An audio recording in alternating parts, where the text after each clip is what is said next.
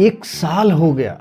हाँ, एग्जैक्टली एक साल पहले 27 जून को रिलीज हुई थी कल की 2898 AD और आज के दिन हम सेलिब्रेट कर रहे हैं इस मूवी का सिनेमैटिक जन्मदिन। Just imagine, Star Wars meets Vishnu पुराण।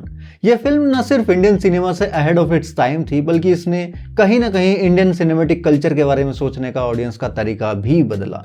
आज के वीडियो में हम याद करेंगे इस मूवी के कुछ इंपैक्टफुल मोमेंट्स, उसके क्रिएटिव एक्सपेरिमेंट्स और सबसे बड़ा सवाल, क्या इसने एक कल्ट स्टेटस बना लिया है। अब यहाँ मैं इस मूवी के संदर्भ में हिस्ट्री शब्द का यूज नहीं कर रहा हूँ, क्योंकि इसमें जो महाभारत दिखाई गई है वो एक काइंड ऑफ ऑल्टरनेट टाइमलाइन की महाभारत है, सिनेमा की लैंग्वेज में कहूँ तो। इसके इवेंट्स हमारी एक्चुअल हिस्ट्री की महाभारत में नहीं हुए हैं, तो वीडियो में मैं हिस्ट्री का नहीं माइथोलॉजी शब्द का प्रयोग करूंगा। तो सबसे पहले बात करते हैं कॉन्सेप्ट की। कल की 2898 AD, जिसका नाम ही एक पोएटिक कॉन्ट्राडिक्शन था, एक mythological warrior from the future, जहां फ्यूचर भी है और पुराण भी। यहाँ दोनों को मिला के जो कॉकटेल बना, उसका टेस्ट अभी भी सिनेमा लवर्स भूल नहीं पाए हैं। नाग अश्विन और डी-नेक के नमित मल्होत्रा ने मिलकर इंडियन सिल्वर स्क्रीन को एक गोल्डन स्क्रीन में तब्दील कर दिया। इससे पहले इंडिया ने कब देखी थी एक ऐसी फिल्म जिसमें ancient Indian scriptures, blade runner के वाइब्स, स्टार वॉर्स का स्केल एंड महाभारत के इमोशंस सब एक फ्रेम में मौजूद हो। वेल, जहां तक बात है कैरेक्टर्स एंड एक्टर्स की, तो प्रभास एज भैरवा, एक एंटी हीरो जिसको अपने स्वैग पे फुल भरोसा था, और एक फिल्म जिसमें प्रभास का कॉमिक टाइमिंग फाइनली शाइन किया। हाँ, हिंदी ऑडियंस में कुछ गिने चुने लोग इस बात से एग्री नहीं करेंगे, लेकिन तेलुगु ऑडियंस इस बात को सही से समझती है।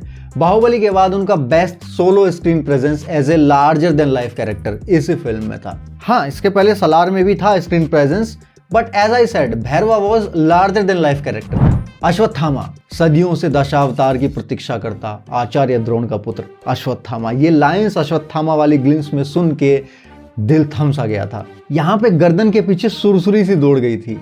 एक तो अश्वत्थामा का कैरेक्टर वैसे भी पॉप कल्चर में काफी पॉपुलर रहा है पहले से, एंड ऊपर से अमिताभ बच्चन एज अश्वत्थामा।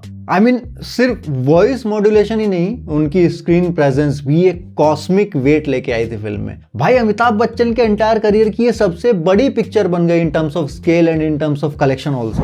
वहीं Deepika Padukone as sum 80, a mother with mystery, purpose and prophecy. उनका कैरेक्टर स्टोरी का लिटरल मॉरल सेंटर था, एंड इतना लेड रोल किसी मेन स्ट्रीम हिंदी हीरोइन को कमर्शियल सिनेमा में बहुत कम मिलता है। And of course Kamal Haasan as supreme Yaskin. हालांकि मूवी में यास्किन का कैरेक्टर कम ही दिखा, वो एक टीजर मात्र था पार्ट 1 में, लेकिन जितना भी दिखा उसने लोगों को सीक्वल के लिए पागल कर दिया। मूवी का वो पोस्ट क्रेडिट सीन जब वो अर्जुन का गांडीव उठाता है, मुझे अभी भी थिएटर में चिल्लाते हुए लोगों की आवाजें सुनाई दे रही हैं, नॉट लिटरली।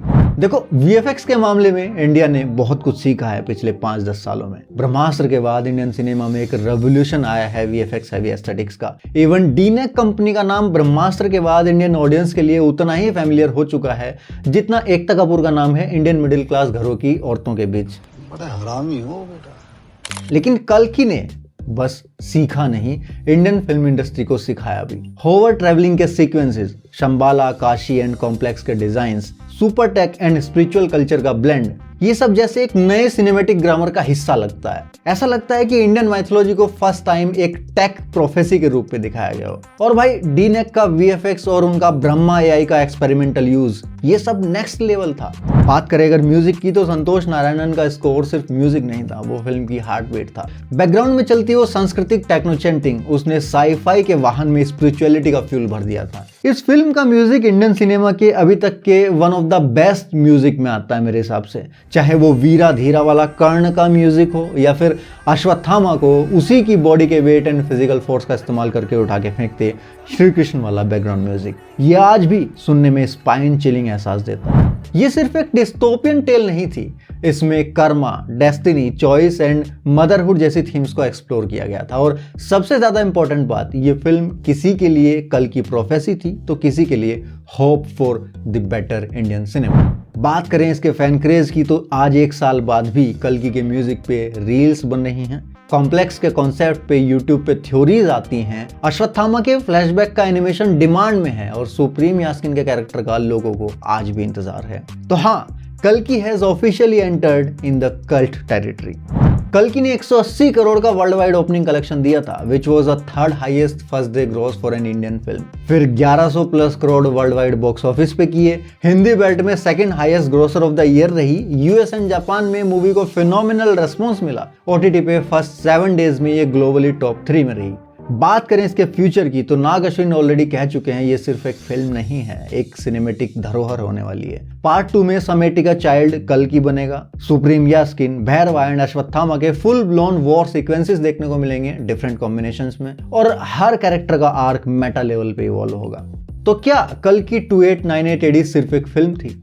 नहीं, ये एक वार्निंग थी डिस्टोपियन ग्रीड के अगेंस्ट, एक सेलिब्रेशन थी भारतीय लोर की, और एक प्रॉमिस था इंडियन सिनेमा के फ्यूचर का। आज 1 साल बाद भी हम सिर्फ याद नहीं कर रहे हैं इसे, हम कल्कि 2 का इंतजार कर रहे हैं।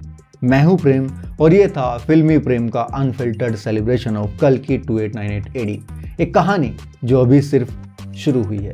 अगर आप भी इस मूवी को एक सिनेमेटिक रेवोल्यूशन मानते हो इंडियन सिनेमा में तो कमेंट करो #कल्कि 2898 AD, और वीडियो को उन दोस्तों के साथ जरूर शेयर करो जिनका इंडियन सिनेमा पे भरोसा भी जिंदा है। मिलते हैं नेक्स्ट वीडियो में, तब तक के लिए सायोनारा।